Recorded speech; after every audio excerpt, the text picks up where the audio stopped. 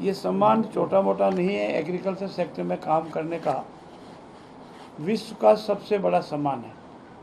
हम सब भारतवासियों को इस बात की अपार खुशी है कि हमारे देश के प्रधानमंत्री ने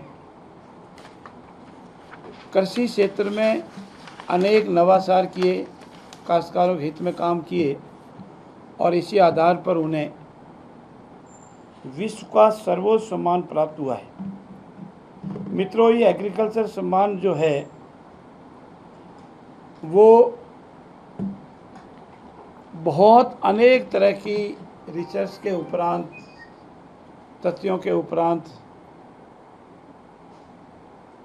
काश्तकारों के लिए किए गए हित के कार्यों के उपरांत ये एग्रोकोला मेडल, जिसका नाम है एग्रोकोला मेडल, प्रदान किया जाता है। ये डायरेक्टर जनरल जो रोम में इसका बैठते हैं, उन्होंने मजबूत किसानों की जो आय बढ़ाने, फूड सिक्योरिटी को मजबूत करने, करोड़ों किसानों के जीवन में सुधार लाने के लिए उनकी न केवल सराहना की, बल्कि ये, जैसा मैंने आपसे बताया, एग्रीकोला मेडल प्रदान किया है।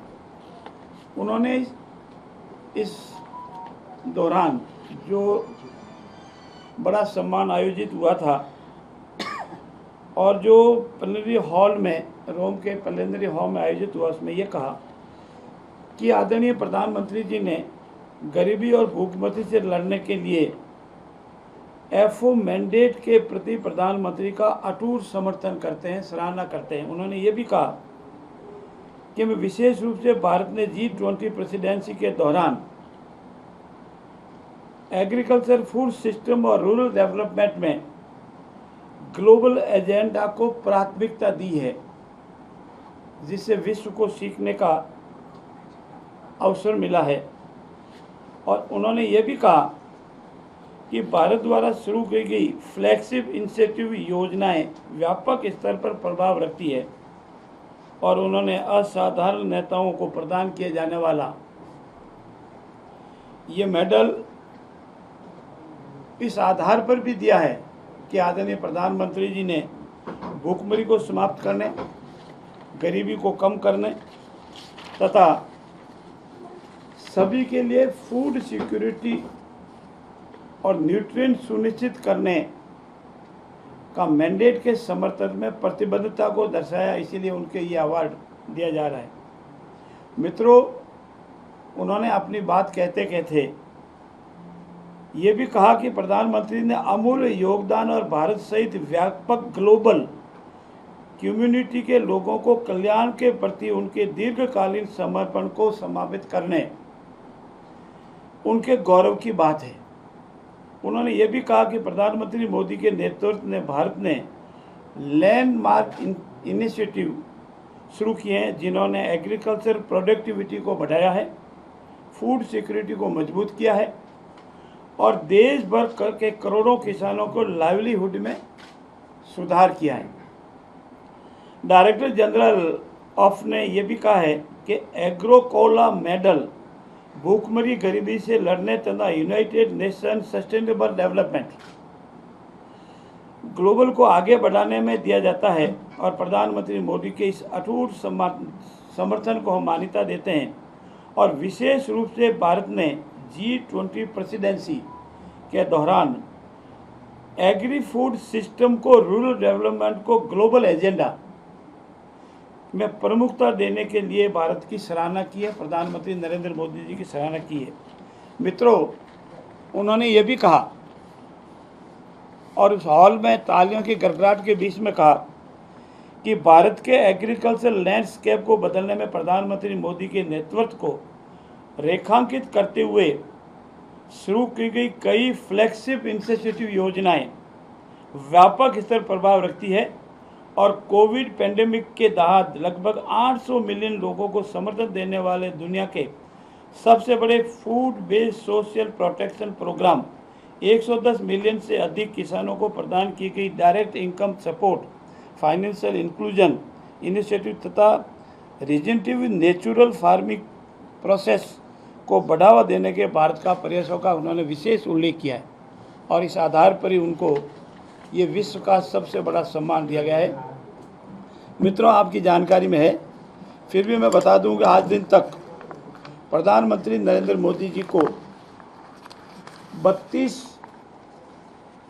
विदेशी सर्वोच्च सम्मान प्राप्त हुए, जिसमें 2016 में सऊदी अरब किंग अब्दुल अजीज फेस का सम्मान भी है। 2019 में संयुक्त अरब अमीरात का ऑर्डर ऑफ जायद भी है।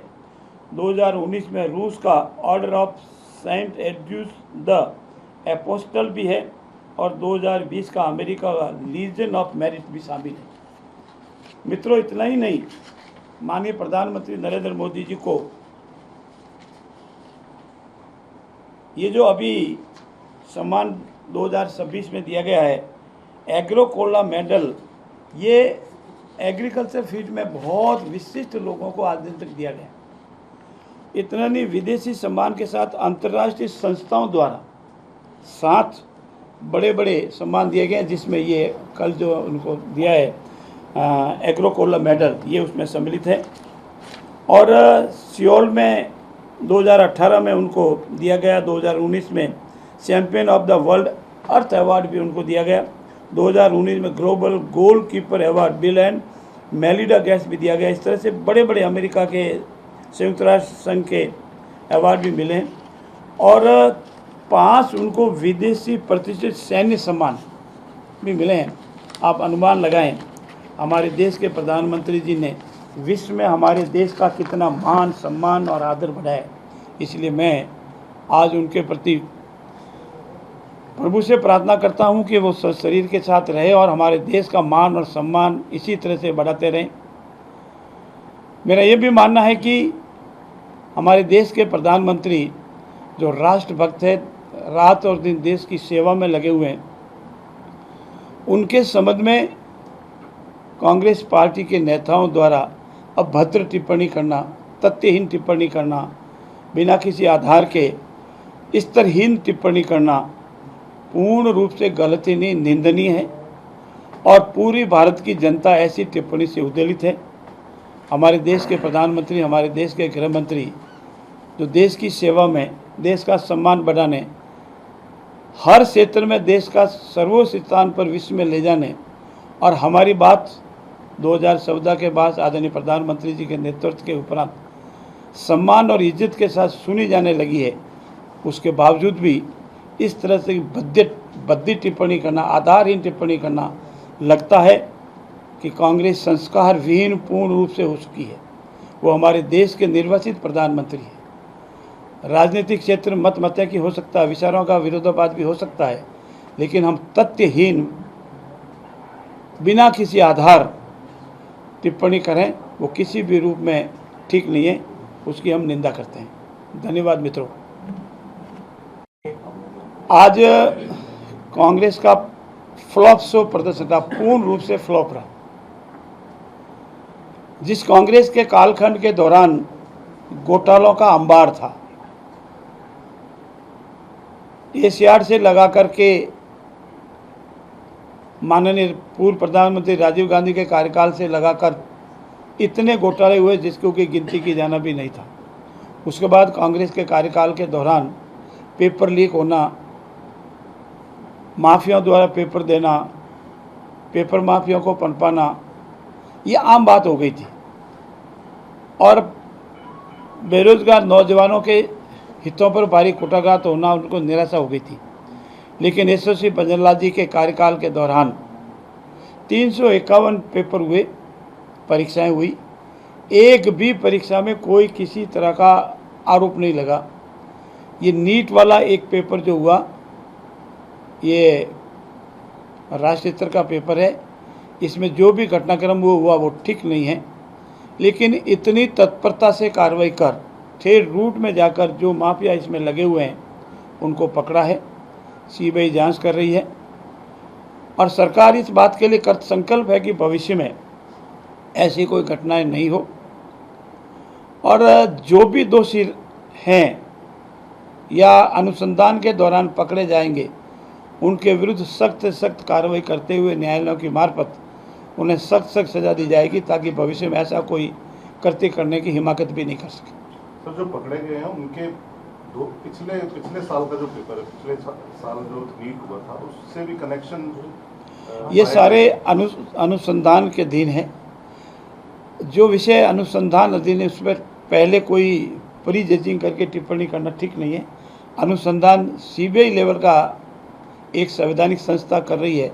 हमें उस पर विश्वास करके उनको इस बात का इंतज़ार करना चाहिए कि वो रूट में जा कर के जो भी दोषी है, जिनका भी जो भी कनेक्शन है, उसको पकड़ कर बाहर निकालें और न्यायालय में चालान पेश करवा करके उनको सख्त से सख्त सज़ा दिलवाएं। कांग्रेस बोली सर, उनके ऊपर जब आरोप लगते थे तो बीजेपी बहुत एग्रेसिव होती थी। आज धर्मेंद्र प्रधान का इस्तीफा नहीं दिलवाया जा रहा है, जबकि ऐसा उनको कहने का अधिकार नहीं है, नैतिक अधिकार नहीं है।